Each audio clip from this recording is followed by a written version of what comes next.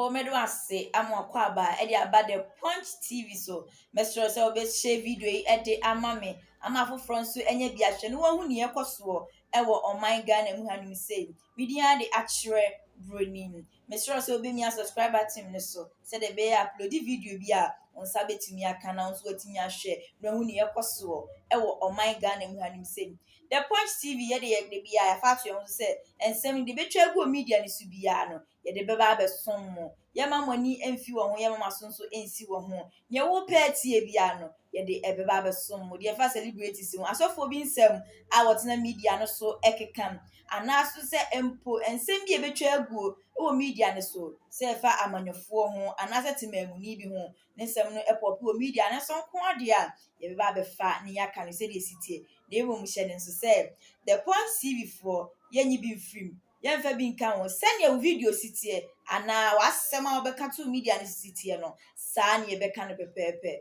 Mr. like video yi share comment efa mamme much distinguished colleagues. I'm happy to be with you, and I know what the importance of encounters like this are. You are the vehicle that we have to use to send our message out to the people. So I'm very happy that you responded to our call at relatively short notice. But let me thank you, Joyce Bawa Mukhtari, my spokesperson, who also happens to be a relative, for your kind introduction. And I say good evening to you, all my colleagues in the field of media and communications, and to you, the millions watching and listening from across our country and the world at large. We are at a crucial moment in our nation's history with 153 days to the next presidential and parliamentary elections. 2 years ago in 2022, right here in this same auditorium, in my prophetic address to the nation, I submitted to the government and to all Ghanaians that Ghana was at a crossroads. That speech has been called the crossroads speech. Unfortunately, the government refused to listen to that altruistic conversation and the raft of viable and innovative policy proposals that I offered to them that evening. 2 years on, our country is in the worst state. In between the period, I have been having a series of innovative conversations with you, conversations that do not talk down or talk at Ghanaians, truthful and honest, continuous conversation that admit that our nation is in peril. Because Ghanaians have victory in our DNA, I know that despite these perils, we can overcome our difficulties. Let me thank you for your presence this evening for my first major media encounter ahead of the December 2024 elections. In addition to my digital conversations, I intend to have a number of such media engagements, not only in Accra but in other parts of the country. As I have done when I was president, I passionately believe in transparency and accountability and engagements with the fourth estate of the Rim. These have always been an effective way to reach our citizenry. And this is why I'm happy today to be with you again to sustain the conversations about our dear nation, Ghana. And do not worry, the media encounters and my virtual engagements will not deny you the opportunity to catch me for one-on-one interviews either in your studios or whenever we meet at events. Ladies and gentlemen, this is the time for change. The time for change has come. And it is not just a slogan, but a clarion call to the heart and soul of our nation. This is a time for change because of the urgent need for a transformative shift in the way we govern, the way we create jobs, the way we live, the way we provide social services, including health and education, and the way we envision the future of our dear country, Ghana. After almost 8 years under the deplorable leadership of the Akufo-Addo and Bawumia administration, we have seen our country sink into a serious economic abyss. The current economic mess sums up the verdict on this NPP administration. The harsh reality is that for most citizens, the piteous journey over the period has been a very bitter experience of economic and social deprivation. The unprecedented levels of poverty, unemployment, deterioration in our people's livelihoods, and social inequity have exposed the dubious strategy of hiding incompetence under sloganeering. It confirms without hesitation that the disruptive and hasty experimentation with the lives of the Ghanaian people was underpinned by a naive exuberance, arrogance, and indeed selfishness. And I'm referring to the economic challenges that have shattered the dreams of our youth and the aspirations of the vulnerable in our society. No one has been spared, not children, not adults, including the middle class and the elderly have all been hit very hard. And I dare say, even you, the media, have not been spared. Fellow Ghanaians, and that's a very famous refrain, fellow Ghanaians, notwithstanding these challenges, I am imbued with the optimism and a steadfast belief in my God Almighty and the amazing creativity of the Ghanaian people to assure you tonight that together we shall turn around this tide. We shall turn this government's destructive tide into positive and progressive waves, waves that will reverberate in every home and corner of our country and across the globe, demonstrating that Ghana has once again gotten back on track. Let me give you 5 good and solid reasons why we shall reset Ghana and turn the tide. 1 is experience. Unlike any other candidate, I have navigated Ghana through tough economic waters before. My presidency was marked by significant infrastructure development, building economic buffers for inclusive growth while ensuring macroeconomic stability. I understand the intricacies of national crisis management and possess the proven experience to reset Ghana from the economic challenges that we face today. The second point is visionary leadership for economic revival. My vision for Ghana is rooted in sustainable development. I'll focus on revitalizing our economy for job creation through industrialization, enhancing agriculture, and ensuring the efficient use of our natural resources. My administration will introduce cross-cutting innovative policies that are inclusive, growth-oriented, and capable of restoring hope back to our youth.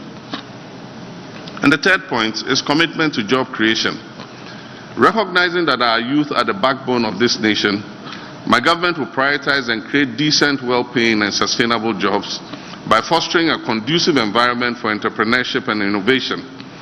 The government and the private sector will not only tackle unemployment, but also inspire a generation of change makers and problem solvers.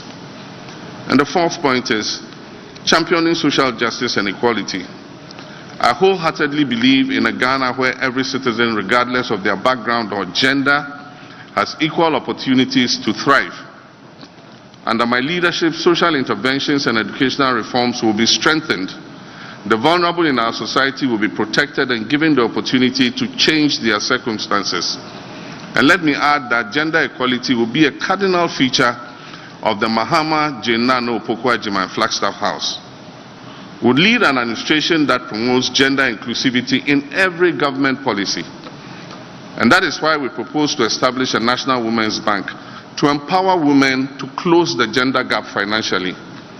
1 million women will benefit from the Women's Bank to finance their small and medium-scale businesses.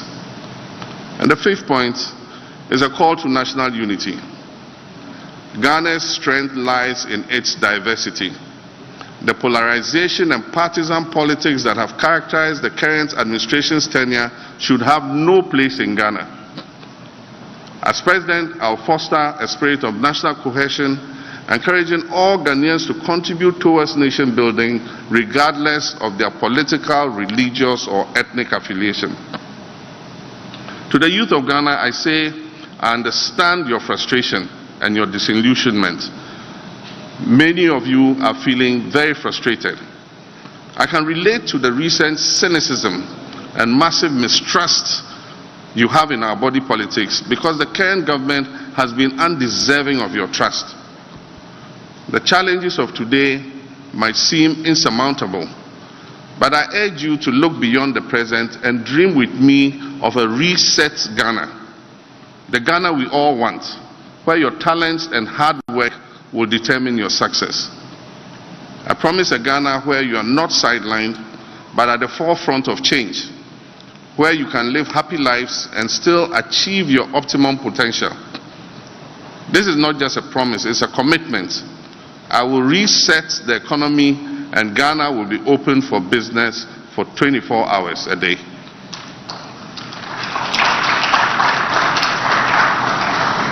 Leadership is about vision, and the 24-hour economy is the vision to create decent and well-paying jobs.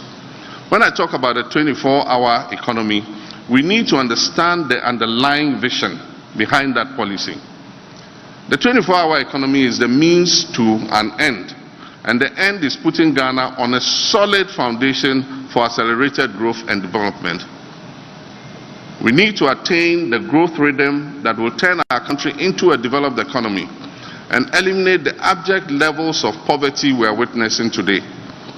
An economy that will manufacture many of its needs, including food and beverages, drugs, clothing, and more, such that we can address the exchange rate volatilities due to needless imports. The world is moving very fast. We need to keep up with this new rhythm. So first, think of the 24-hour economy as an accelerator, the best accelerator or catalyst we could possibly have. A 24-hour economy will increase the production and distribution of goods and services and accelerate the economic exchanges between people and companies. And with that, we will start growing at an unprecedented pace while providing decent jobs for our young people.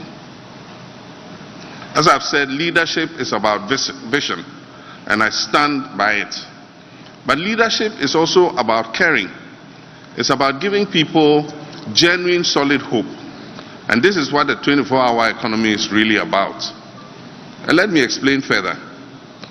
The 24-hour economy is a solid way to replace imports with homegrown production of goods, and thus create a solid base for a vibrant Ghanaian industry. In many instances, we don't import goods because they are better than what we produce. We import them because nobody produces them here in Ghana in the first place, or because our local production is insufficient. Therefore, the stimulus packages for companies wanting to participate in the 24-hour economy will convince businesses, and I'm sure of it, to start producing import substitutes. And do you know why? Because the market for such products already exists. If the market did not exist, we will not be importing to satisfy demand. And so through the 24-hour economy, businesses will be incentivized to start producing for this market. It is the simplest way to start growing sustainably. And when this begins to happen, imagine the number of new jobs that will be created. And here's another thing about the 24-hour economy. It will boost exports. Many Ghanaian companies still will start looking for foreign partners to develop their businesses to take advantage of the new opportunities available to them via this policy. Indeed, thanks to the African Continental Free Trade Area, these partnerships will open new foreign markets to Ghanaian companies. And goods produced in Ghana will then be exported to other parts of our continent, to Asia, to Europe, or North America, using the connections of these foreign partners that we have had. And as I've said before, I will personally chair an accelerated exports development program that will identify and promote exports in the manufacturing, agricultural products, textiles, food and beverages, pharmaceuticals, and the extractive sectors. It is important to understand that the 24-hour economy will generate a network of foreign markets for Ghanaian entrepreneurs and will transform Ghana into an export-led economy. So I say that the 24-hour economy is also about national pride. It is about creating jobs through enhanced productivity, connecting Ghana with the wider world, and making companies proud of what they can accomplish here. Once the policy is set in motion, the rhythm of growth will start to accelerate exponentially, and Ghana will be open for business again. This initiative will anchor my determination to change the structure of the Ghanaian economy through the active support of private sector-led growth. And so be assured that the 24-hour economic policy initiative is a well-thought-through, data-driven, evidence-based, and comprehensive policy to expand critical and strategic segments of our economy sustainably, and it will liberate Ghana from the shackles of unemployment and economic dependence. And so, governance and fighting corruption for development. I am committed to drastically reducing the size of government, and rightly so. This government has sufficiently proven to Ghanaians that with over 120 ministers and deputy ministers, all they could offer was to run our economy aground. I will run a lean, highly effective and efficient government of no more than 60 ministers and deputy ministers. And this is solid proof of my genuine commitment to curbing government expenditure. This leaner government will be the cleanest government Ghana has ever experienced. It will serve Ghanaians far better and set higher standards for future governments. What we have now can obviously never and should never be a yardstick for governance. My goal is to launch a renewed fight against corruption. I'll keep my appointees in check, and Ghanaians can be assured that drastic steps will be taken to punish the corrupt officials and their accomplices in this present administration. No actor in this NPP corruption enterprise will be spared. We'll also take action to repossess what has been unlawfully stolen from the Ghanaian people. As we all know, government procurement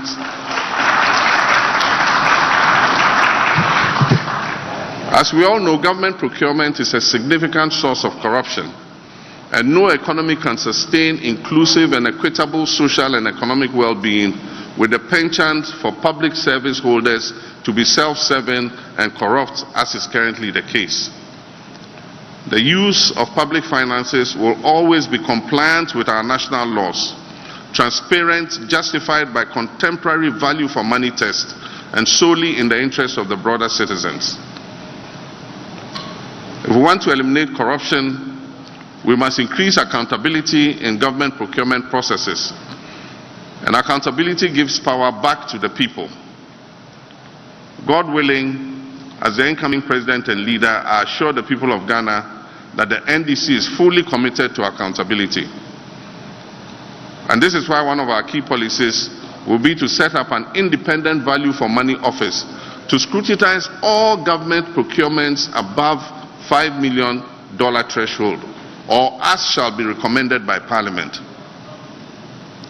Transparency and accountability are the keys to fighting corruption, and we'll fight corruption by creating an office that will dynamically scrutinize all government procurements, coupled with a lean government of no more than 60 ministers and deputies.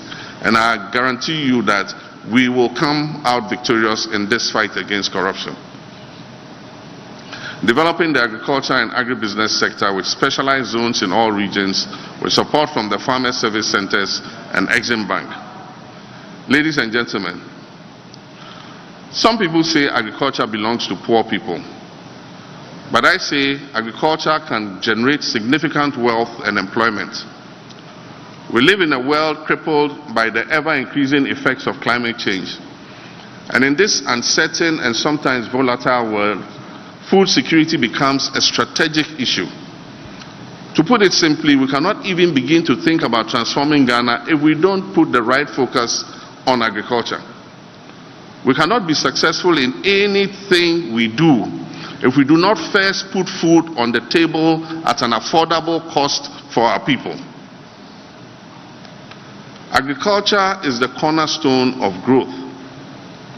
Ignoring it is like trying to build a house without a foundation. The slightest storm will bring that house down. Without reliable access to affordable and nutritious food in sufficient quantity, growth and development are impossible. So I don't look at agriculture as an occupation for the poor. I look at it as the very basis of our future. The simplest way to achieve food security